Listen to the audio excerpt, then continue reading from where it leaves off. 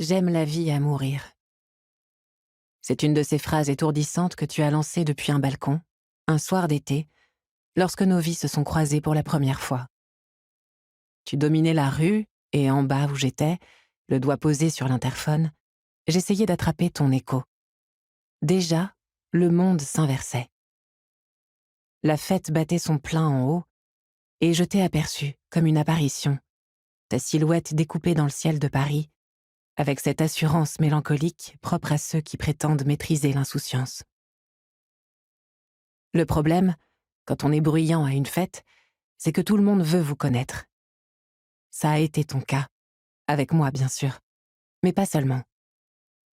Les yeux ne regardent pas, ils condamnent ou ils sauvent. Certains vous feront la peine, d'autres vous prennent à perpétuité. La première fois que les tiens se sont posés sur moi, ton regard m'a effleuré, rapide, distrait, lancé d'en haut. Puis il est revenu, plus précis, et à partir de là, il ne m'a plus quitté. Je suis alors montée, quelqu'un avait enfin ouvert la porte, et c'est dans ce salon lumineux que ton regard m'a retrouvée. Ce n'était pas une œillade appuyée, ni une curiosité agressive, non. Quelque chose de plus subtil. Une façon de poser les yeux sur moi qui me plaçait d'emblée quelque part, sans que j'aie à prouver que j'y avais ma place. C'était rare, cette intensité. J'ai tenu ton regard une seconde de trop, un peu grisé, et j'ai souri sans y penser. L'attention que tu me portais m'allait si bien.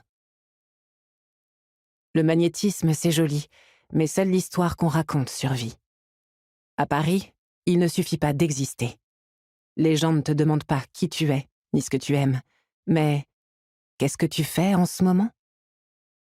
Un livre à demi écrit, une marque de bijoux en collaboration avec un ami d'enfance, mais en toute discrétion.